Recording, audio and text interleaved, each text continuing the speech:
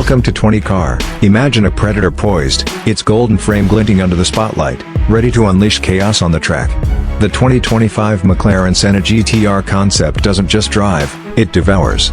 Its exterior, a symphony of aerodynamics, flaunts a colossal rear wing and razor-sharp diffusers that seem carved from wine itself.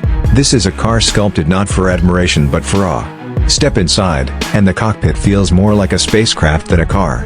Its digital interface pulses with life, offering telemetry displays straight out of a sci-fi movie. Yellow accents line the lightweight carbon fiber seats, cradling the driver in luxury that's as aggressive as it is elegant.